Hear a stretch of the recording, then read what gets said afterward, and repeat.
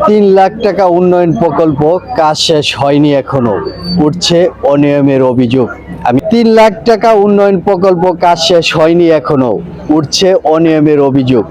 আমি মিলন সিদ্দিকী, জনপদের বার্তা, ধামরাই থেকে বলছি। আমি এই মুহূর্তে দাঁড়িয়ে আছি ঢাকা ধামরাই উপজেলা হাজীপুর গুচ্ছগ্রাম এলাকায়। ঢাকা জেলা প্রশাসন ও জেলা পরিষদের 2022-23 অর্থ বছরের বার্ষিক উন্নয়ন কর্মসূচি এডিবি এবং বিশেষ বরাদ্দের আওতায় একটি উন্নয়ন প্রকল্প গ্রহণ করা হয়।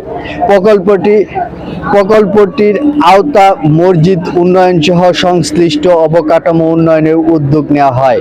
প্রকল্পটির আওতায় মসজিদ উন্নয়ন সহ সংশ্লিষ্ট অবকাঠামো উন্নয়নের উদ্যোগ নেওয়া হয়। জানা যায় এই প্রকল্পটি জেলা পরিষদ সদস্য নাসিমা আক্তারের মাধ্যমে আনা হয়। প্রকল্পটি চুক্তি মূল্য নির্ধারণ করা হয় 3 লাখ টাকা। তবে বর্তমান কাজের অগ্রগতি হয়েছে প্রায় 50%, অর্থাৎ প্রায় 1,50,000 টাকার কাজ সম্পন্ন হলেও বাকি কাজ এখনো অসম্পূর্ণ রয়েছে। সরেজমিনে দেখা গেছে কাজের গতি ধীর এবং নির্ধারিত সময়ের মধ্যে প্রকল্প বাস্তবায়ন নিয়ে প্রশ্ন উঠছে।